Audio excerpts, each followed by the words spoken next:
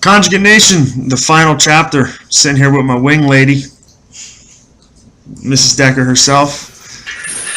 Here's Tyler starting off the week with 135 pounds and 80-pound of chain for our speed day. Kind of turned into like a rep day for Tyler. It was a little heavy for him, but he was able to grind the weights out. We wanted to angle it a little bit more, or almost to be an incline, to really force that lockout. We did use the shoulder saver. We did it in 8-set clusters. So normally we're doing the 4-set clusters, but this time we did it in the 8. So we did 8 2-set clusters. Close grip and then a little bit of a wider grip from there. Here's Sammy. Sammy's down in Ocean City, New Jersey. He's working at, I forget the name of the gym, but it's a nice facility. They have everything you need. Here he is banging out 455 for 3. He went on to hit 520 for a bit of a PR. Shows a testament to his determination to get the work done while he was on vacation. So I'm happy to see he found some time to train. Here is my dynamic effort day. This is my last day, so my last week of training before the meet, so I didn't want to start an entire new wave, so I worked with about 50%, 315, with the average Brandon's maxed out on the top of the camber bar for 6 sets of 4, and about 24 total reps there. And then we moved into speed pulls. I hit 10 sets of doubles at 315 with no accommodating resistance, just working on form technique. Here's Steve's, ends up hitting 365 for a couple off a deficit. I think I have it labeled 1, but I'll change that. And then he moves into 380 for a total of 13 reps.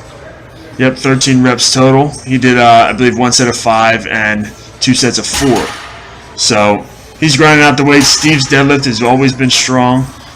We still haven't really dialed it in 100% because he still feels a lot more comfortable when he's pulling it off the deficit. But I don't know. I think it'll come. I think it's, we just got to put the pieces together and he'll figure out what he needs to get done. Here's Kyle's doing a small off bench program. This is day 2, I believe. It was 265 for 8 sets of 4. These frequency programs are definitely beneficial. I don't think that they last in the long run. I think they're more of a short-term thing to bring up a weakness and then pretty much adjust from there. But I don't know. We'll see how it works for him. I know he's finding it pretty nice. Get in there and do a little benching every other day or every day, and let's see some positive things from it. Here's Steve's overhead day, 175 for 5. Once again, Steve's always been a really good overhead presser. He drives his head through there, takes his breath at the top, resets himself, and drives up to the top of the lift. That was with a fat bar. Oh, I have double video, and this is 365 for a negative. I'm sorry, not 315 for 3, but 365 for a negative. Then I put the slingshot on and did 365 for 1. I did fail 365 trying to bench it. I did not put that in the video. I should have. But wanted to feel the weight. That's a weight that I've been struggling with to get raw for a very long time. It's a goal of mine. I'm hoping to get that done after this meet, really dial in the raw bench and hit a PR there. A PR for me is like 355 in a meet. I have never handled 365 without, without a shirt or a slingshot or whatever you want to do. But we'll see. We'll get it done. Here's Kyle's max effort day. On the weekends, he has 500 for 1 with a mini band on there. He's just stepping on the mini band. Accommodating resistance will make the lifts harder at the top. So as you see, he drives off the floor very strong, but his lockout's a lot slower. I would estimate maybe close to 100 pound of band tension, maybe about 80 pounds when he's stepping on there. But it's something to throw into your training to mix it up, just to keep your CNS guessing and not to stall out on the easy parts of the lift. Here's Tyler hitting 380 for a single on the safety squat bar. Did a nice job there, grinding the weight out. His upper back rounded a little bit, but he was able to fight through. And here's Steve rocking the JTS strength shirt, going 285 for 4. He ends up pausing his last rep. He does a good job here driving those elbows down in the bottom of the lift, creating that tension and driving up through the top. This is my last kind of dress rehearsal day before the meet next weekend. Here we go. We hit 505 without any wraps on. This is going to be my last warm-up in the back of the warm-up room.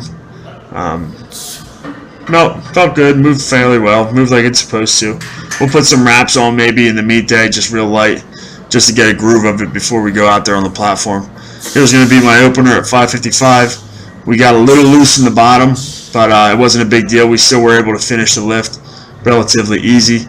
We did tighten the suit down a lot. We got a nice tight knee wrap on there, and the weight shot up pretty easy. So I'm definitely confident in opening around 550, and then I want to jump to around 6 on my second. So we ended up throwing on some light bands, and I walked out 6:05.